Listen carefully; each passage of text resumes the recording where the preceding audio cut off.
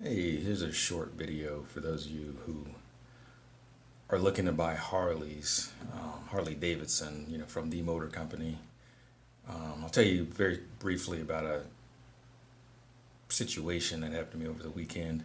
So, it's a local Davidson dealership. Um, it's about an hour away, which is kind of local to where I live. And I was looking at a 2009 XR 1200, right? Which is in the last 20 years, it's the only real sport bike Harley's ever made. Um, I know the Sportster S is kind of, but this one isn't full on sport bike, right? 1200 cc's, almost 100 horsepower, the whole deal. They're very rare. They're made for the European market. They were made here from '09 to 11 or 12. So they're really cool bikes, really hard to find. Not a big market, so they're fairly cheap, right?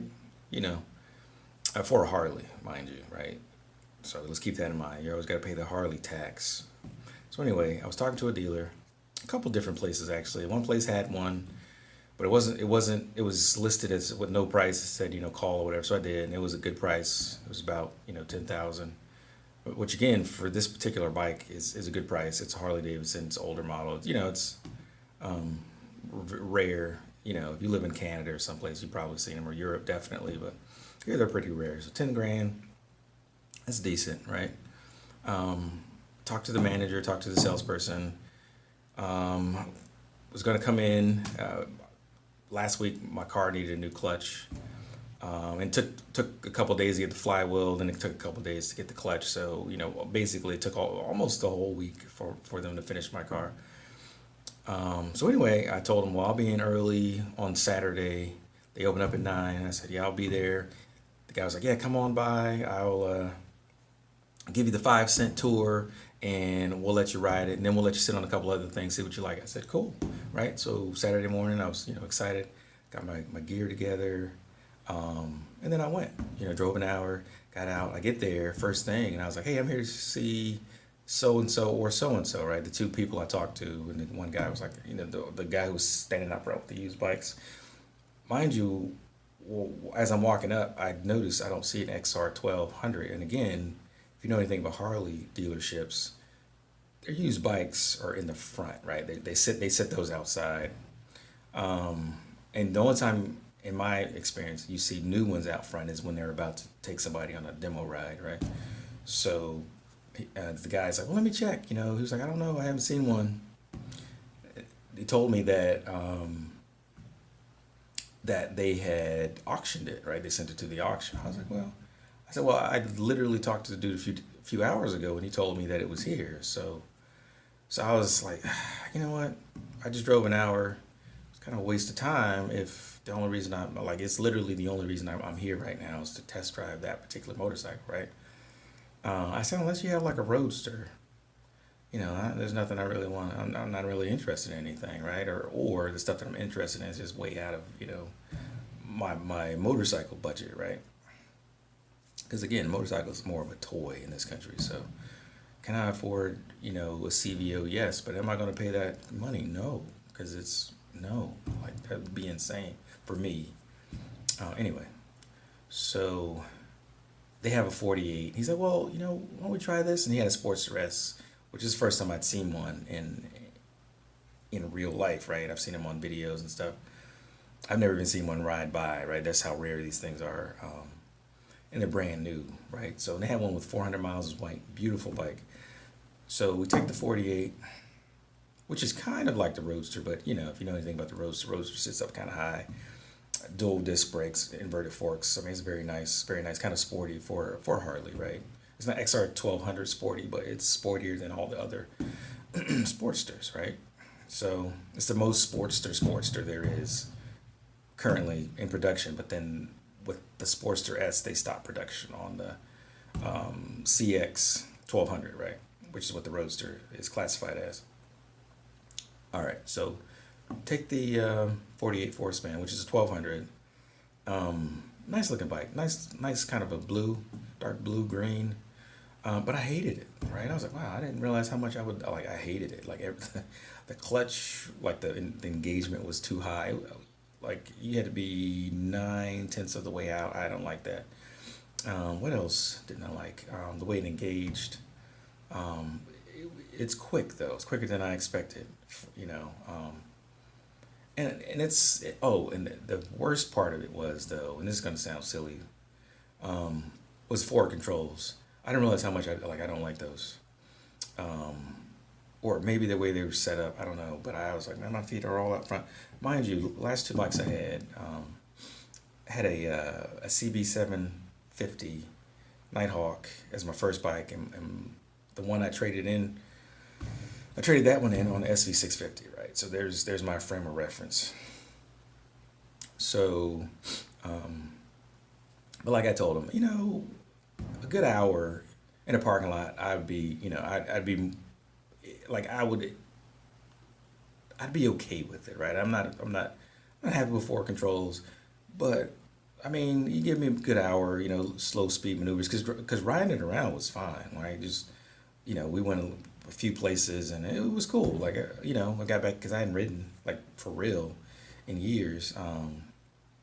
So it was cool. Didn't like the bike, but again, like I told him, I just need a little bit of time to just ride it. We hadn't melded yet. It's like me and my car. After a couple hours, we synced up. So now I know it. Anyway, so then we rode the Sportster S, and let me tell you something. The moment I sat on it, he put it in like standard mode because he had it in like I don't know whatever the highest output mode is. So he put it back in standard, like the regular. That bike is amazing. Okay, like it's like I told I didn't expect to like it as much as I did. It had forward controls, but because of where they were, it didn't feel like my feet were as far in front of me. So it was a lot.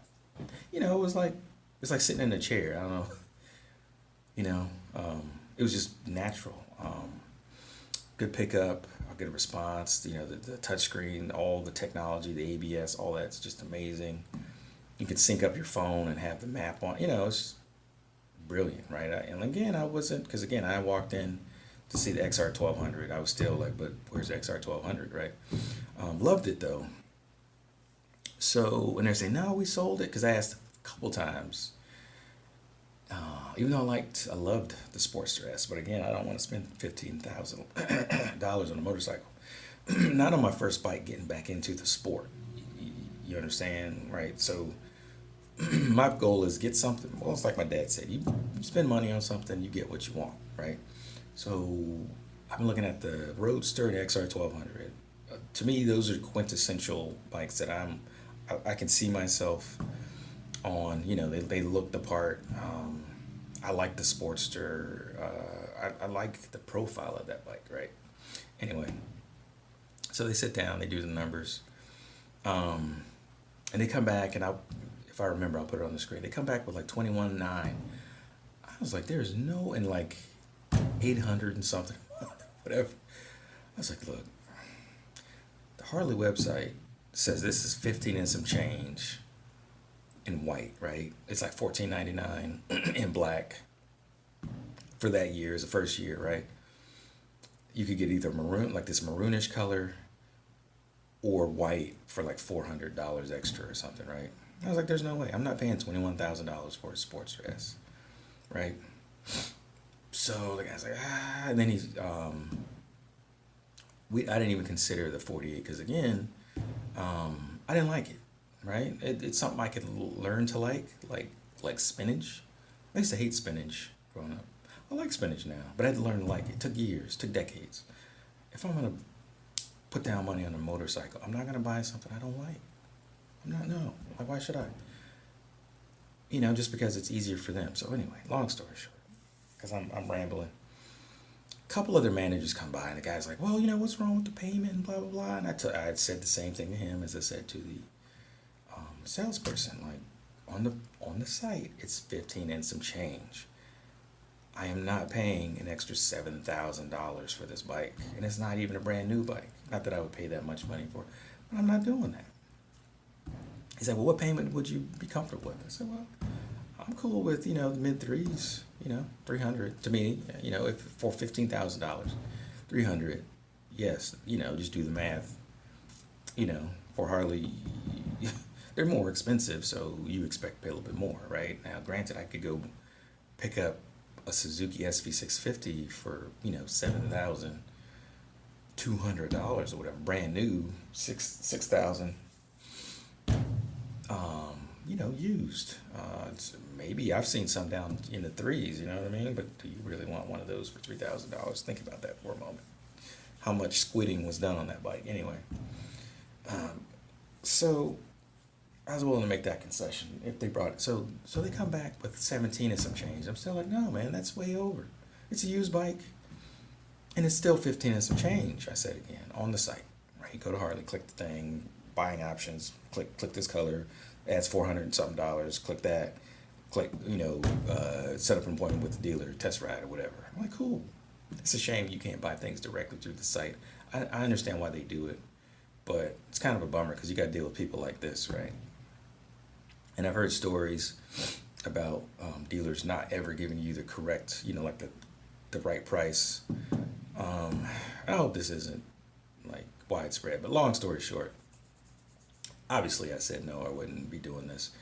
But okay, but here's the thing. The whole purpose of this video, not only did they try to tack on $7,000 over MSRP for a Sportster S, nice bike.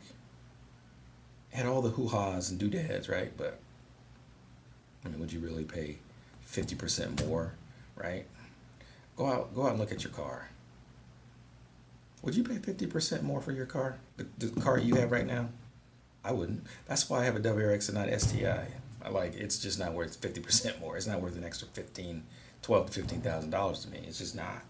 I'd buy one used, but I'm not gonna buy one brand new. Why would I do that? Like, the WRX is 92% STI, so it's like I'm not paying the premium for it. They're amazing cars, and if you got one, keep it because they don't make them anymore. You know what I mean? Like the new one, who knows?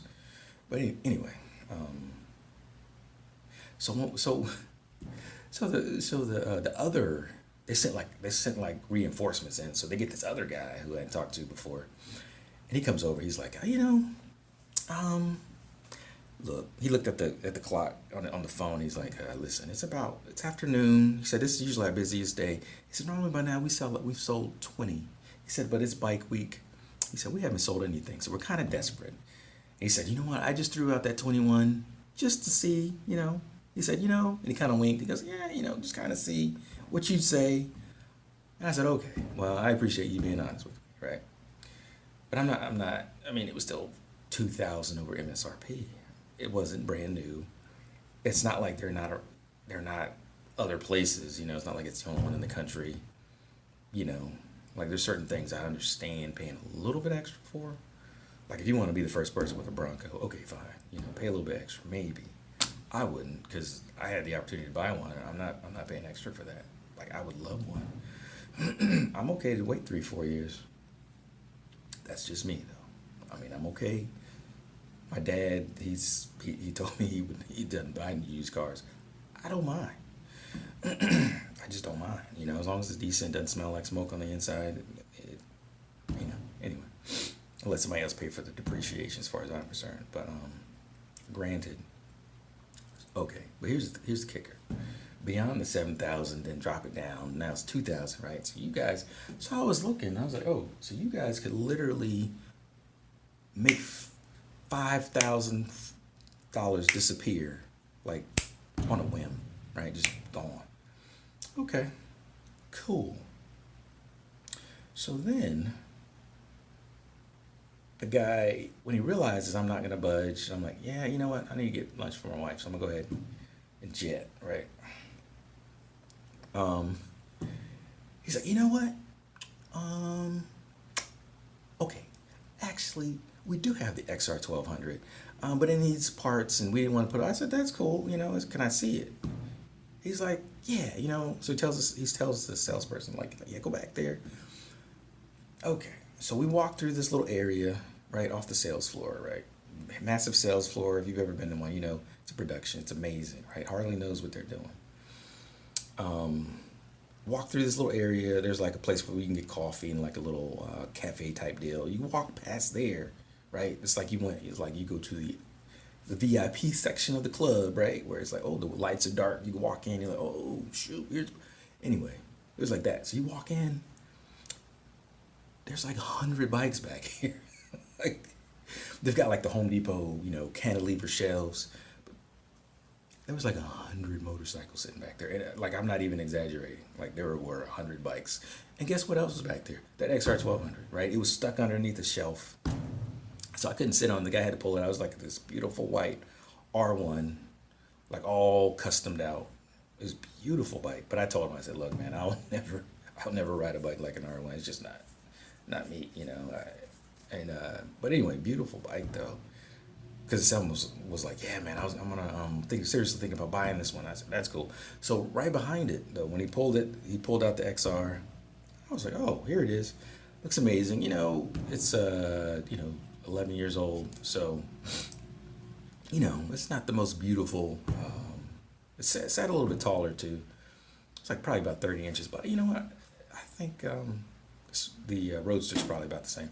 Anyway, long story short, the point is, and then they gave.